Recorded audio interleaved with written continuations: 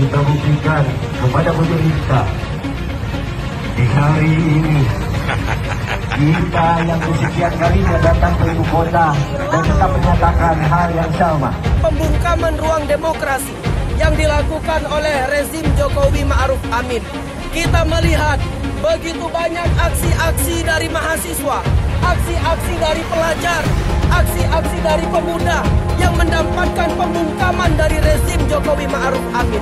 Hari Sumpah Pemuda, yaitu satu tonggak sejarah di mana bangsa Indonesia bersatu untuk meraih kemerdekaan dengan mengusir penjajah.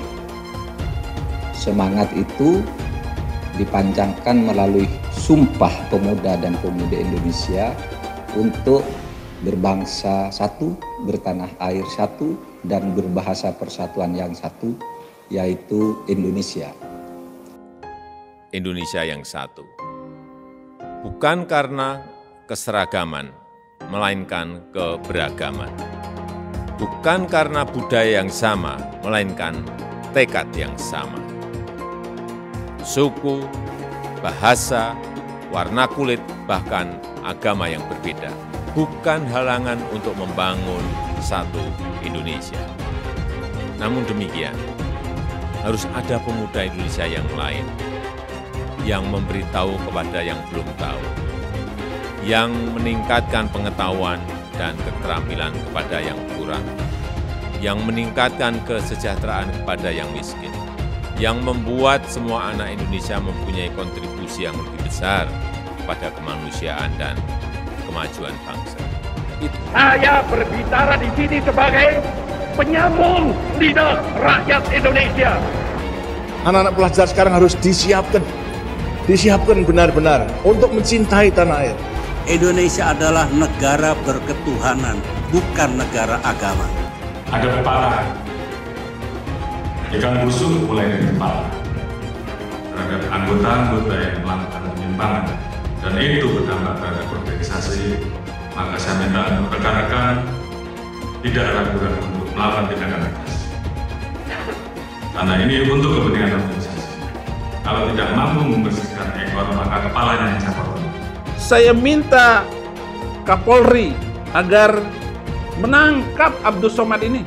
Barulah saya lega dan baru saya tahu bahwa ternyata Abdus Somad itu kebal hukum.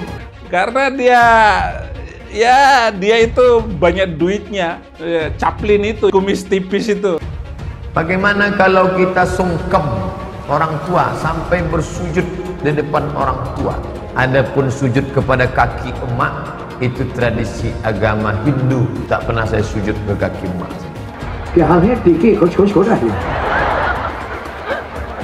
Apakah mengucapkan selamat hari ibu dibolehkan? Tidak.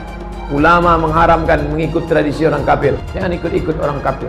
Mazhab Hanafi mengharamkan catur. Saya masih sampai saat ini belum setuju kalau catur dimasukkan olahraga. Suka mengkafirkan orang yang berbeda. Kenapa kita kok ada gerakan di sini kafir yang selalu ingin mengkafirkan orang? Dan saudara, itulah yang disebut radikal. Orang Islam yang melakukan gerakan radikal itu pasti. Dan sudah banyak. Misalnya kalau ada orang bawa patung Garuda, itu kafir. Itu dulu yang ditumpas oleh Nabi itu berhala. Patung burung Garuda.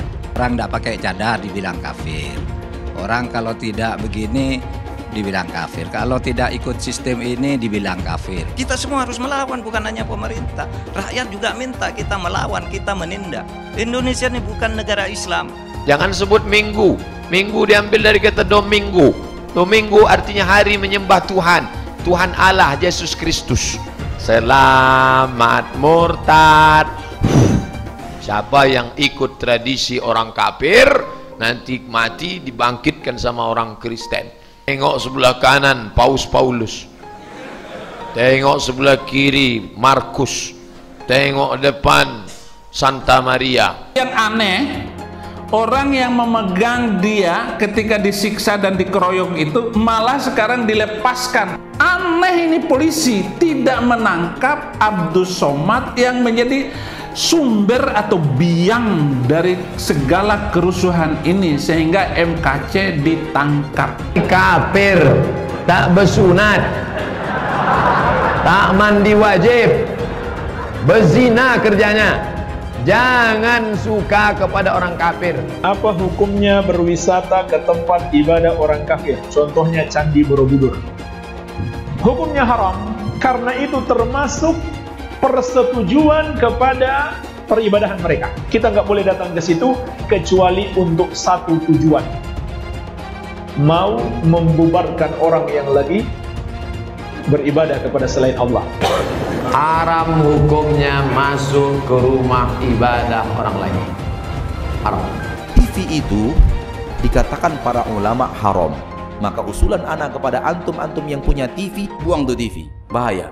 Bagaimana hukumnya musik dulu kan? Saya katakan haram. Surah 26 As-Sighat 31 ayat 6 dulu kan udah dibacakan. Dari mana musik itu? Dari gereja. Musik bagian ibadah Kristen.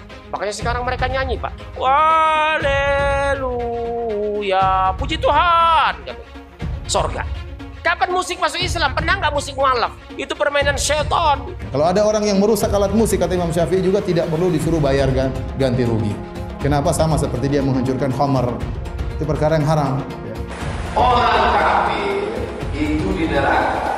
Yang dimaksud patung Yesus Kristus, patung Brahma, Hindu Siwa, patung semua patung itu jadi bahan bakar di neraka. Nanti membakar orang yang menggambarnya. Abdul Somad dan dari MUI juga memandang ini bukan penistaan agama, ya. Disinggung. Apakah perlu saya minta maaf? Udah tidak. Nah, ajaran saya. Laporan terhadap Ustadz Abdul Somad itu sudah dilaporkan dari beberapa tahun yang lalu. Ternyata Pak Somad boro-boro diproses, dipanggil saja tidak gitu loh. Minta maaf pun tidak mau. Konferensi persnya di MUI kan beliau cuma menyatakan begini, jika beliau meminta maaf berarti ajarannya harus direvisi. Disebut teroris marah, tapi mengajarkan ilmu Islam yang menghalalkan darah.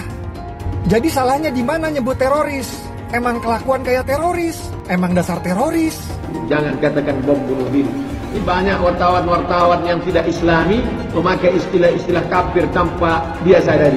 Gerakan bunuh diri, padahal gerakan mati syahid. Zaman sahabat Nabi pakai pedang, zaman sekarang tak pakai pedang. Letupkan, ledakkan, mati syahid. Ada pun orang yang mengejek ini mati konyol. Orang mati syahid dia katakan mati konyol. Saya pernah ditanya, apa pendapat Pak Ustadz tentang ISIS? Bagus, saya bilang. Siapa yang tidak ikut kepada ISIS, kafir, halal darahnya. Makruh hukumnya menengok tiang listrik yang berbentuk salib, karena dikhawatirkan hati goncang.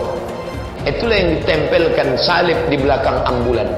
Kalau masjid kita punya ambulan, balik dari sini ambil pilok itu lambang yang ada di ambulan, ganti dengan bulan sabit. Batu hitam itu ya Allahnya orang Islam, walaupun seluruh ulama Islam mengatakan kami tidak menyembah batu hitam. Tetapi kenyataannya kenapa harus pergi ke Arab Saudi untuk mutar-mutar batu hitam itu? Bahkan kita kalau naik haji itu putar 7 kali. Sekali putar, cium itu batu hitam. Putar lagi sekali, cium batu hitam itu. Tidak ada masuk surga di dalam Islam itu. Lalu saya tunjukkan ayatnya. Quran surat Al-Ahqaf ayat 9. Jadi Nabi Muhammad tidak tahu apakah dia masuk surga atau tidak. Nah ini yang dimaksudkan oleh Muhammad Kacai, bahwa tidak ada keselamatan di dalam Islam. Benar itu ada di dalam Al-Quran kok. Ayatnya ada. Bahwa Nabi Muhammad ketika sholat didatangi oleh jin dan mengerumuni ketika dia lagi sholat. Ayatnya ada. Orang Islam aja yang nggak tahu ayatnya di mana. Terus ada lagi pertanyaan, apa maksudnya bahwa Muhammad masuk neraka? Jadi Muhammad itu masuk neraka. Jelas saja karena Al-Quran juga bilang begitu. Quran surat ke-19 ayat 71 dan 72. Dan Quran itu boleh membunuh manusia lain karena beda agama. Saya tunjukkan ayatnya tadi. Surat ke Al-Baqarah ayat 191. 300 ayat di dalam kitab itu boleh menyelesaikan nyawa orang. Bela kitab sucinya, bela Tuhannya, ya kan? Kalau Tuhannya pun setan mungkin dibela juga, kan begitu. Menyemburkan ujaran kebencian, menebarkan berita bohong, itu berlangsung berulang-ulang dan bertahun-tahun. Saya harus melakukan penegakan hukum yang tegas terhadap model seperti ini. Nggak ada gigi mundur, maju terus. Ustadz Abdul Somad itu guys, mereka adalah penista agama, sudah dilaporkan bertahun-tahun, tetapi tetap saja tidak tidak ditangkap oleh polisi, karena polisi takut oleh umat mayoritas agama Islam guys. Penistaan salib Ustadz Abdul Somad guys, dan sampai sekarang si UAS ini tidak ditangkap juga oleh polisi. Ya polisi tahulah sendiri, polisi mah aduh takutan kalau polisi Indonesia mah. Ustadz Abdul Somad kalau mau diperkarain, perkarain. Kalau mau dilaporin, laporin. Kita ngomong begitu sah-sah saja, nggak ada salahnya. Allah yang bilang kok. Jadi apabila Abdul Somad yang menghina salibnya orang Kristen tidak mau meminta maaf, karena dari isi ceramah kau itu menimbulkan keributan antar umat beragama. Mungkin aja Somad ya, apabila ada orang non muslim mengatakan di tasbih itu ada tuyul, kuntilanak atau genderuwo, marah nggak kau?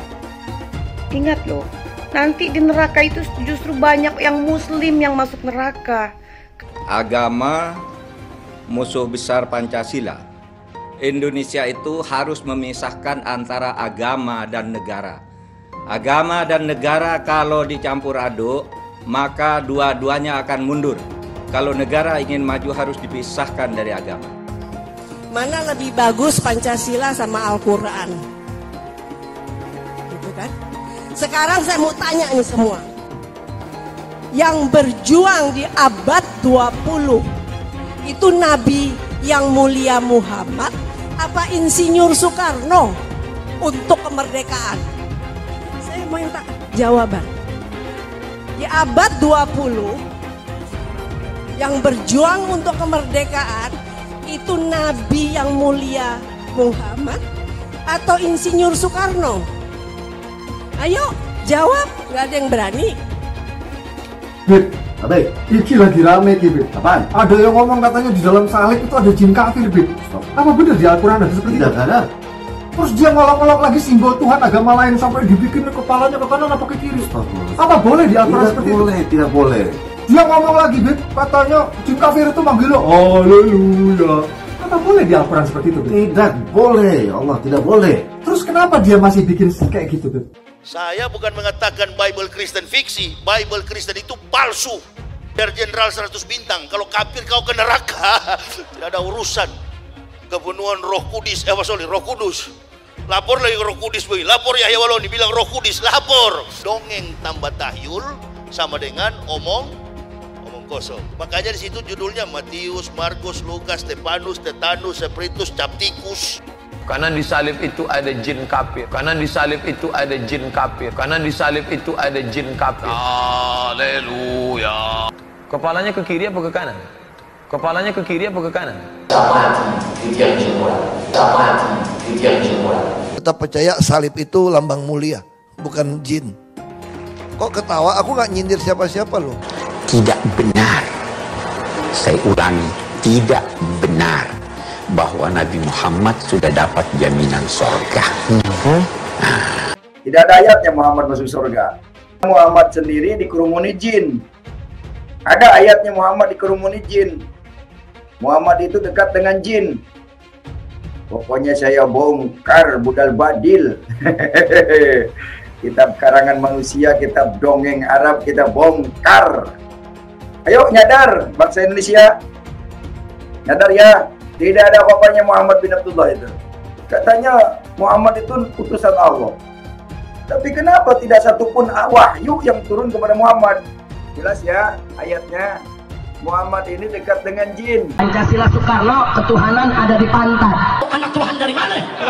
Kalau Yesus anak Tuhan, bidangnya siapa? besok di seluruh wilayah Indonesia kami katakan dalam. Saya nggak pernah mundur untuk kebenaran, keadilan, kejujuran, dan peri kemanusiaan. Gue nggak pernah mundur, dan gue nggak pernah takut juga sama lu. Siapapun yang rasis, gue akan hadapin. Gue bilang. Karena rasis itu tidak berperi kemanusiaan. Sama saya ditanya dulu kan, kamu nyesel nggak statement kamu di Pulau Seribu sehingga masih masuk penjara? Tidak pernah nyesel, karena saya mengatakan kebenaran. Hai teman-teman, saya mau memperlihatkan transaksi saya hari ini lakukan trading. Ini bukti transaksi saya untung $4.500 US, itu sekitar 68 juta rupiah. Semua keuntungan bisa saya dapatkan dengan fasilitas copy trading. Kalau saya bisa, kalian juga bisa guys. Oke, itu yang mau saya tunjukkan. Like video ini sekarang juga dan gunakan link di kolom deskripsi, maka kalian berhak dapat bonus kalian.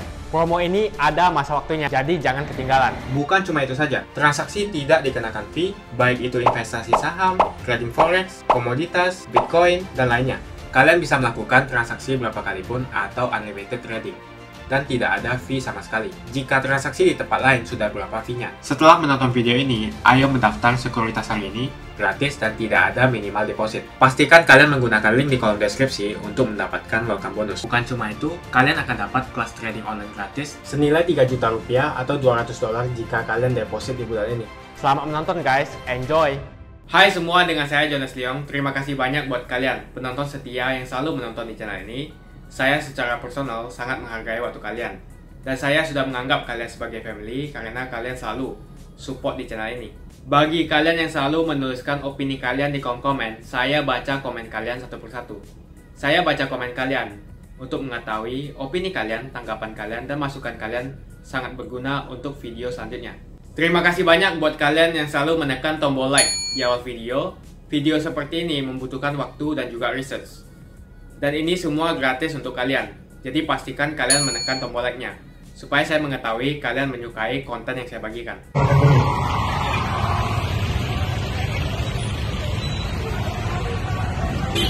Kita buktikan kepada pemerintah di hari ini kita yang kesekian kalinya datang ke ibu kota dan tetap menyatakan hal yang sama, bahwa buruh menolak undang-undang cipta kerja.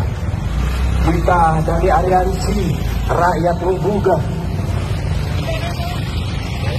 Kami dari Konfederasi Persatuan Buruh Indonesia yang tergabung dalam Gerakan Buruh Bersama Rakyat hari ini menyelenggarakan aksi massa dalam rangka memperingati Hari Sumpah Pemuda. Nah, dalam momentum Sumpah Pemuda pada kali ini kita melihat, tapi pada faktanya cita-cita bersatunya kaum muda untuk merebut kemerdekaan di bawah penjajahan kolonialisme Indonesia, kemerdekaan tersebut pada hari ini diibaratkan jauh panggangan dari api. Karena apa? Begitu banyak persoalan yang dihadapi oleh rakyat pada saat ini, khususnya kaum muda. Kaum muda pada hari ini begitu banyak kehilangan lapangan pekerjaan. Kaum muda banyak yang ter-PHK pada hari ini. Kaum muda sulit mengakses pendidikan. Kaum muda juga kehilangan lahannya di desa-desa, banyak terjadi perampasan lahan. Pemutusan hubungan kerja ini diakibatkan tidak adanya perlindungan negara. Tidak adanya perlindungan negara, ya. Jadi begitu banyak pemutusan hubungan kerja ilegal sepihak yang dilakukan oleh pengusaha. Itu masalah ekonomi. Selain masalah pendidikan, kesehatan, lapangan pekerjaan, dan lain-lain. Masalah politik juga yang menjadi sorotan utama bagi kami. Kaum muda hari ini kita dapat melihat dia selalu dihadapkan dengan pembungkaman ruang demokrasi yang dilakukan oleh rezim Jokowi Ma'ruf Amin. Kita melihat begitu banyak aksi-aksi dari mahasiswa, aksi-aksi dari pelajar, aksi-aksi dari pemuda yang mendapatkan pembungkaman dari rezim Jokowi Ma'ruf Amin. Kita melihat kemarin di Tangerang, kawan-kawan kami mahasiswa dibanting, di smackdown oleh kepolisian di bawah kepemimpinan rezim Ma'ruf Amin. Kita melihat pada saat May Day dan Hardiknas di tahun kemarin, begitu juga yang terjadi menimpa kawan-kawan kami. 9 kawan-kawan kami dijadikan tersangka. Ini adalah persoalan demokrasi, persoalan yang begitu besar bagi kami. Hari Sumpah Pemuda, yaitu satu tonggak sejarah di mana bangsa Indonesia bersatu untuk meraih kemerdekaan dengan mengusir penjajah. Semangat itu dipancangkan melalui Sumpah Pemuda dan Pemudi Indonesia untuk berbangsa satu, bertanah air satu, dan berbahasa persatuan yang satu, yaitu Indonesia. Tidak lama sesudah itu, hanya 17 tahun sesudah Sumpah Pemuda itu, terjadi proklamasi kemerdekaan. Kalau dulu sebelum kita bersumpah untuk bersatu, selama 352 tahun kita dijajah oleh kolonialisme asing, tetapi begitu bersumpah hanya 17 tahun kita merdeka. Dan kemerdekaan itu diraih oleh perjuangan para pahlawan dan melahirkan sikap-sikap kepahlawanan, sehingga untuk meraih dan mempertahankan kemerdekaan itu pada tanggal 10 November tahun 1945 terjadi perang di Surabaya melawan penjajah. Rakyat kita berperang mempertahankan kemerdekaannya, dan tanggal 10 November itu sampai sekarang diabadikan sebagai Hari Pahlawan. Nah, untuk memperingati Hari Pahlawan 10 November tahun ini, pemerintah dalam hal ini Bapak Presiden sudah mengeluarkan keputusan untuk memajukan Indonesia sehingga kemerdekaan itu menjadi lebih bermakna bagi bangsa dan negara. Para pemuda Indonesia yang saya banggakan, hadirin dan undangan yang berbahagia, Indonesia yang satu. Bukan karena keseragaman, melainkan keberagaman. Bukan karena budaya yang sama, melainkan tekad yang sama. Suku, bahasa, warna kulit, bahkan agama yang berbeda, bukan halangan untuk membangun satu Indonesia. Kini Indonesia harus kuat bersatu, menghadapi dunia yang sedang berubah. Zaman telah berganti dari serba analog menjadi serba digital. Anda, para pemuda, adalah lahir, tumbuh, dan dewasa di era digital. Kita, para generasi pendahulu, adalah warga pendatang, migran digital.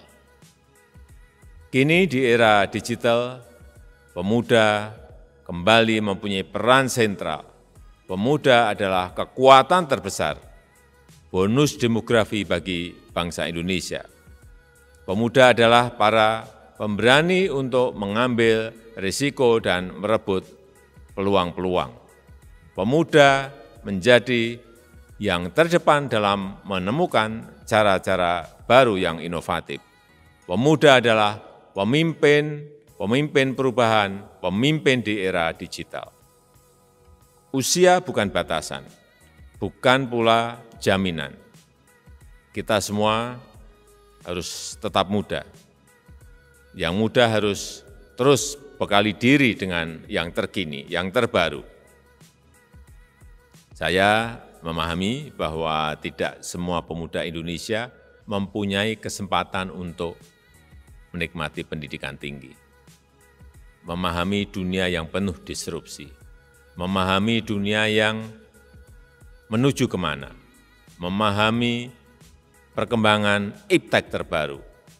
Namun demikian, harus ada pemuda Indonesia yang lain, yang memberitahu kepada yang belum tahu, yang meningkatkan pengetahuan dan keterampilan kepada yang kurang, yang meningkatkan kesejahteraan kepada yang miskin, yang membuat semua anak Indonesia mempunyai kontribusi yang lebih besar kepada kemanusiaan dan kemajuan bangsa. Itulah esensi kepemimpinan. Kepemimpinan adalah membantu yang tidak bisa menjadi bisa, dan membantu yang sudah bisa menjadi lebih bisa lagi. Kepemimpinan itu bukan posisi, apalagi jabatan. Kepemimpinan adalah pengaruh. Kepemimpinan adalah inspirasi. Kepemimpinan adalah yang membuat visi menjadi kenyataan. Saya rasa itu yang dapat saya sampaikan dalam kesempatan yang baik ini. Selamat Hari Sumpah Pemuda yang ke-93. Ayo kita bersatu, bangkit dan tumbuh bersama untuk Indonesia maju. Dan juga seluruh rekan-rekan pejabat utama yang mempunyai komitmen yang sama terhadap anggota yang sudah kerja keras di lapangan, yang sudah capek meninggalkan anak istri, dan kita tahu bahwa kerjanya memang bagus, tentunya kita akan selalu berkomitmen untuk memberikan reward. Namun terhadap anggota-anggota yang melakukan penyimpangan dan itu berdampak terhadap organisasi, maka saya minta untuk rekan-rekan tidak ragu-ragu untuk melakukan tindakan tegas. Karena ini untuk kepentingan organisasi. Dan mohon maaf, kalau itu tidak mampu membersihkan ekor, maka kepalanya yang saya potong. Karena ini semua untuk kebaikan, untuk organisasi yang kita cintai, untuk organisasi yang sudah bersusah payah berjuang. Kita hanya memerintah dan kemudian tidak tahu kesulitan anggota. Ini tentunya akan menjadi masalah. Jadi hal seperti ini tentunya yang harus kita lakukan. Turun ke lapangan, memahami, mengerti apa yang terjadi di masyarakat. Turun ke lapangan, memahami, mengerti apa yang menjadi kesulitan oleh anggota, sehingga kemudian kita bisa pecahkan.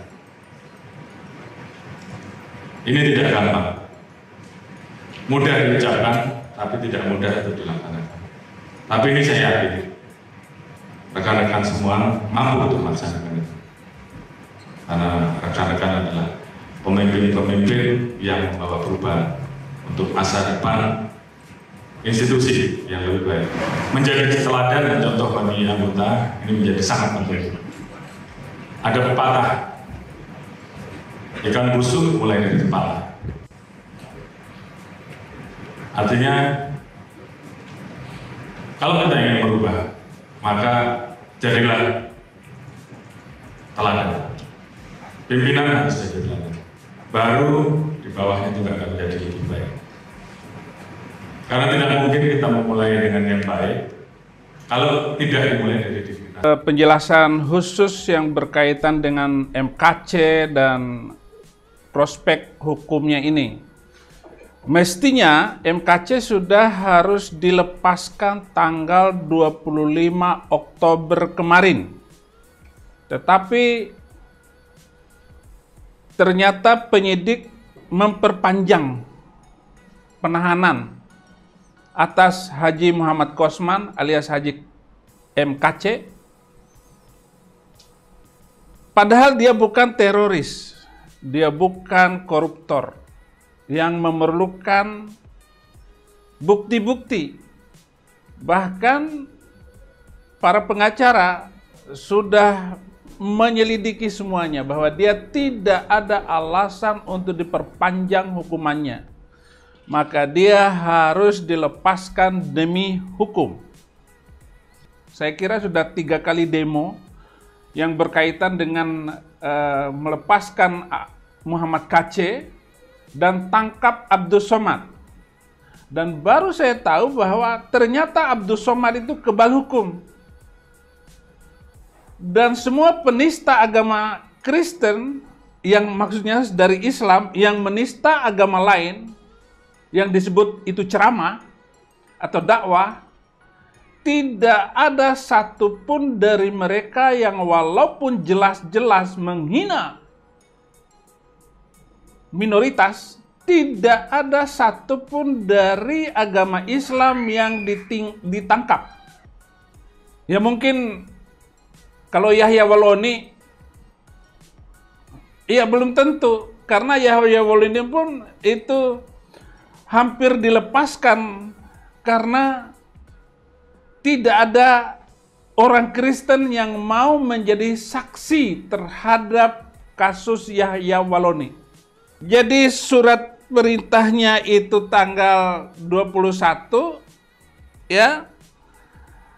dilaporkan 21, 22 sudah ditetapkan sebagai tersangka. Dari mana kok bisa seperti itu? Padahal harus diperiksa dulu saksi minimal 3 untuk mendukung laporan polisi itu. Kalau dilakukan oleh minoritas, itu penistaan. Tapi kalau yang dilakukan oleh mayoritas, itu ceramah alias dakwah. Inilah yang menimbulkan keonaran selama ini. Nah, Saifuddin Ibrahim ini, dia pengacara kaum minoritas. Sudah memberikan seluruh hidup saya untuk membela orang-orang minoritas ini. Jangan sampai dihina, diejek terus-menerus. Dan ini sudah berjalan sudah puluhan tahun, bahkan sejak zaman Soeharto ini sudah dimulai. Jadi 40 tahun yang lalu sudah berjalan penghinaan demi penghinaan. Dan saya mencatat ada 650 buku yang ditulis oleh ulama, kiai, dan para mu'alaf untuk menghina dan mengejek minoritas di seluruh Indonesia. Maka kepedulian saya ini adalah kepedulian yang sangat berdasar dan sangat beralasan sekali. Bagi menjangkau Indonesia ke depan, yaitu Indonesia yang toleransi dan damai. Omongan Abdus Somad itu tidak ada di dalam Al-Quran dan tidak ada di dalam hadis, alias dia berbohong, hoax. Asumsi pribadi dibawa sebagai bahan ceramah dan dakwah. Ini tidak benar. Saya kedengarannya menista, tetapi saya bisa membacakan seluruh ayat Al-Quran, seluruh hadis yang berkaitan dengan apapun yang saya omongkan. Karena Al-Quran selalu menuduh kekristenan dan Yahudi. Jadi kalau ada yang meminta Saifuddin Ibrahim jangan ngomong tentang agama yang dulu. Al-Quran boleh membunuh, boleh menyiksa, mengusir orang-orang Yahudi dan orang-orang Kristen di mana di tanah mereka sudah menguasai tanah itu. Saya tahu sejarahnya dengan baik. Saya mungkin tidak terlalu bodoh untuk memahami kata demi kata di dalam Al-Quran. Anda semua melihat apa yang disampaikan oleh Kosman, tidak ada nilai kriminalis di dalamnya, karena dia hanya mulai dari awal dia berbicara itu salam sadar gitu. Artinya sadar semuanya. Salam sehat, salam waras. Oleh karena itu saya minta Kapolri agar menangkap Abdus Somad ini. Barulah saya lega. Nanti kita adu Abdus Somad dengan Kosman. Siapa yang pintar otaknya di dalam berdakwah dan beriman yang benar. Saya yakin Muhammad Kosman tidak akan kalah. Makasih banyak buat kalian yang nggak skip dan nonton video ini sampai habis. Saya secara personal sangat menghargai waktu kalian. Makasih banyak buat kalian yang sudah tekan tombol subscribe. Dan makasih banyak buat kalian yang sudah tekan tombol loncengnya. Jangan lupa bagikan informasi ini ke teman atau family Anda. Mungkin teman atau family Anda membutuhkan investasi ini. Oke guys, sekian dulu dari saya. Jangan lupa follow Instagram saya di @johannesleongofficial untuk kata-kata motivasi setiap harinya. Bagi kalian yang termotivasi nonton video ini, ayo like video ini dan subscribe di channel ini. Dan buat kalian yang sudah subscribe di channel ini, jangan lupa tekan tombol loncengnya, supaya kalian mendapatkan notifikasi setiap kali saya upload video. Hai teman-teman, kalian sudah membuka akun untuk melakukan investasi atau trading? Jika belum, membuka rekening sekuritas itu gratis loh. Bahkan cuma butuh 5 menit saja. Cepat dan simple. Dan semua bisa dilakukan secara online. Sampai saat ini ketika kita mau melakukan investasi saham atau trading forex, kita masih menggunakan cara yang kuno. Seperti kita menelpon banker atau broker yang melakukan atau mengeksekusi transaksi kita. Tapi apakah kalian tahu, untuk membeli saham atau forex, kita cuma login, lalu memilih apa yang kita mau, lalu masukin angka berapa banyak yang ingin kita beli, lalu tinggal klik. Sesimpel itu. Sampai saat ini kita bingung mau investasi saham luar negeri, trading forex, komoditas, dan cryptocurrency di mana tempatnya. Kita bisa lakukan semua trading di sini, karena sekuritas ini merupakan one-stop shopping. Sampai saat ini kita membayar fee di setiap transaksi kepada banker atau broker. Setiap kita melakukan transaksi jual beli, biasanya kita dipotong fee oleh platform kita. Kalau dalam 1 bulan kalian melakukan transaksi 1 kali, mungkin tidak terasa. Coba kalian melakukan trading sebanyak 100 kali. Sudah berapa fee-nya? Misalnya kalian membeli saham Google dengan fee per transaksi $10. Jika kalian membeli saham Google 10 kali, maka fee transaksi sudah $100. Belum lagi kita akan dikenakan fee ketika kita menjual saham itu. Itulah sebabnya kenapa saya memilih sekuritas ini, karena tidak ada fee sama sekali. Saya ulangi, tidak ada fee sama sekali ketika kalian melakukan transaksi. Dan yang kedua, kalian bisa melakukan unlimited trading atau trading sebanyak apapun. Ya, kalian bisa melakukan trading 10 kali, 100 kali, 1000 kali dalam sehari tanpa dikenakan fee. Jadi berapa banyak uang yang kita hemat dari fee saja? Menarik bukan? Jadi apa yang kalian tunggu? Mendingan kalian cobain sendiri aja deh. Tutorial bisa kalian cek di kolom deskripsi. Bukan cuma itu, kalian akan dapatkan kelas trading gratis yang nilainya 3 juta rupiah jika kalian deposit di bulan ini.